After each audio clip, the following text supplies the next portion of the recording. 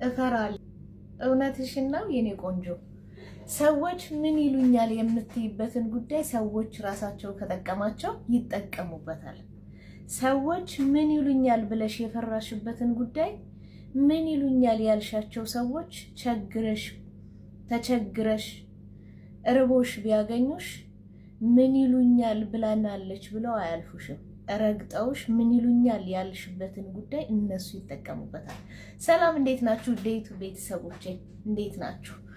ላይክ፣ ሼር፣ ሰብስክራይብ ስለምታደርጉ እጅግ አድርጌ አመሰግናለሁ።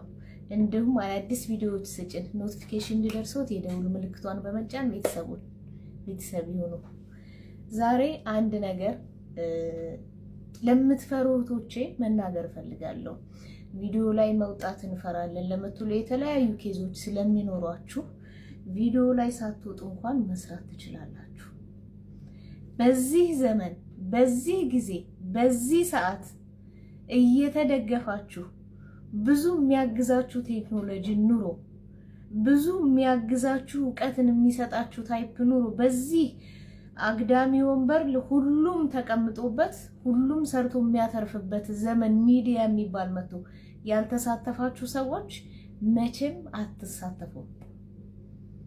ሰዎች ምን ይሉኛል ብላችሁ ለሰዎች አትጨነቁ። ሰዎችን አክብሩ። ለሰዎች ክብር ይኑራችሁ። ለሰዎች ጊዜ ይኑራችሁ።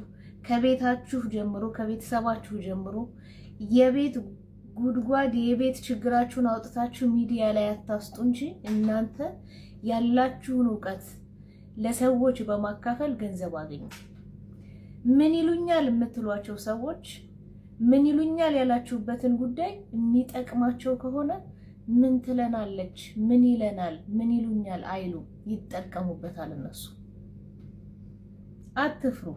ምንም የሚያስፈራ ነገር የለም ከፈጣሪ በታች እዚህ ምድር ላይ የሚያስፈራ ነገር የለም። የሚከበር ነገር ግን አለ። የሚከበሩ ነገሮች አሉ። ያለ እውቀት የማይነኩ ነገሮች አሉ። ያለ ማንበብ የማይነኩ ነገሮች አሉ። የሰው መብት የሚባል ነገር አለ። ግዴታ የሚባል ነገር አለ ነው። መብታችን ስንጠቀም ግዴታችንን እንወቅ እንጂ ሰው ምን ይለኛል ብላችሁ ህይወታችሁን አታበላሹ። ሰው ምን ይለኛል ብላችሁ አትደበቁ። ሰው ምን ይለኛል ብላችሁ ነጋችሁን ጨለማ ውስጥ አትክተቱ። እኔ ራሴ ጊዜው የለኝም፣ አመች አይደለም ያለውበት ቦታ፣ ከስራዬ ጋር ከኑሮዬ ጋር ከላይፌ ጋር አይመቸኝም። ግን እንደዚህም ሆኖ እጥራለሁ። ሁሉም ሶሻል ሚዲያ ላይ ቲክታኩም ላይ ፌስቡክም ላይ ኢንስታግራሙም ላይ ሁሉም ፕላትፎርም ላይ ብትሄዱ ታገኙኛላችሁ።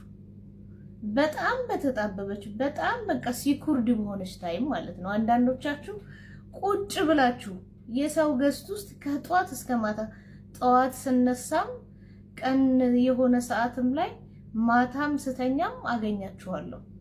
የሰው ቤት ነው የምታውቁት። አትሊስት ገብታችሁ እንኳን ገስት ላይ ፎሎ አትደረጉ፣ ሚዲያችሁን አታሳድጉ፣ ራሳችሁን አፕዴት አታረጉ።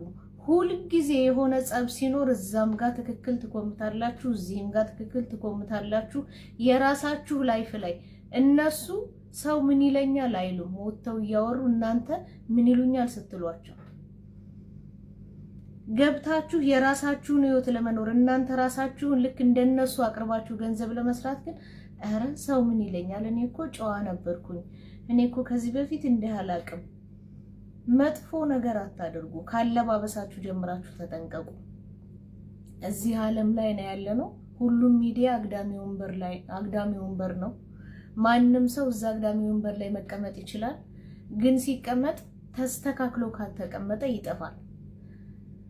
ብዙ ጥሩ ነገር አድርጋችሁ አንድ ሚስቴክ ከሰራችሁ፣ አንድ ትንሽ ነገር ከተሳሳታችሁ ገደል ትገባላችሁ።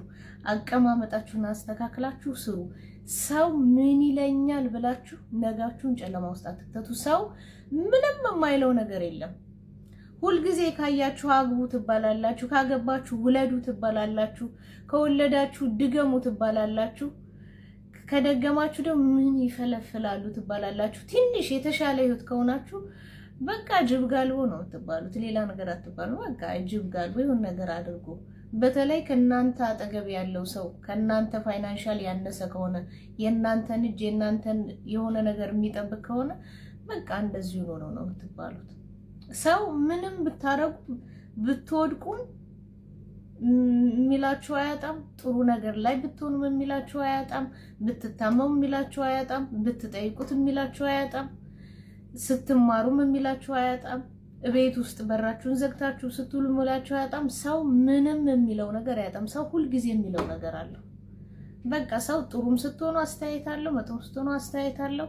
የሰውን አስተያየት የሚጠቅማችሁን ውሰዱት፣ የማይጠቅማችሁን ተዉት። ግን ሰው ምን ይለኛል እያላችሁ መጠቀም ያለባችሁን ነገር አትተዉ። አብዛኛዎቹ እህቶች እኔ እኮ ስለምፈራ ነው። ምን ያስፈራል? ለምሳሌ እኔን ማየት ምን ያስፈራል? እኔ የሆነ ቦታ ላይ ብታገኝ እኔን ማውራት ምን ያስፈራል? በቃ ሁሉም ሰው እንደናንተ አይን አለው፣ እጅ አለው፣ እግር አለው፣ ይራመዳል፣ ያወራል። ቋንቋው ይለያያል፣ ከረሩ ይለያያል፣ አስተሳሰቡ ይለያያል፣ አመጣጡ ይለያያል። ግን ሰው ነው በቃ። ሲሞት የሆነች መሬት ውስጥ ነው የሚገባው፣ የሆነ ሳጥን ውስጥ ነው የሚገባው። ሲኖር እንደናንተ ነው የሚኖረው። በቃ ምንም አትፍሩ። እና ሰው ምን ይለኛል በሚል ነገር ነጋችሁን የሆነ ጥምዝዝዝዝ ያለ የማይረባ ነገር ውስጥ አትክተቱ። ውጡ፣ ስሩ፣ ተማሩ። ብዙ ነገር አብዴት አድርጉ። የቻላችሁ ከፍላችሁ ተማሩ። ብዙ ነገሮች ቋንቋ ተማሩ፣ ራሳችሁን ቀይሩ።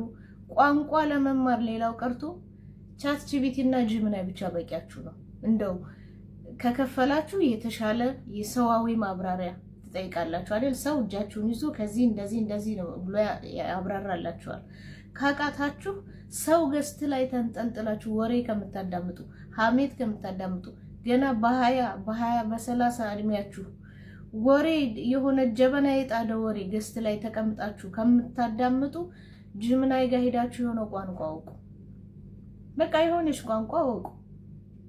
የሆነች ነገር እንደዚህ ማለት እንዲነው እስኪ አስተምረኝ ብትሉት ብትፈልጉ በጽሁፍ ብትፈልጉ በቮይስ በፈለጋችሁት መንገድ ያስተምራችኋል።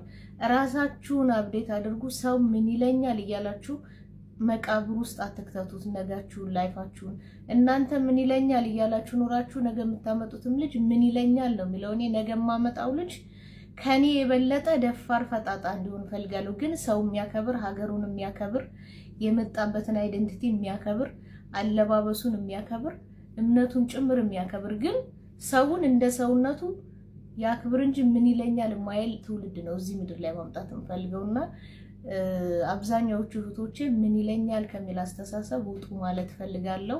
አመሰግናለሁ።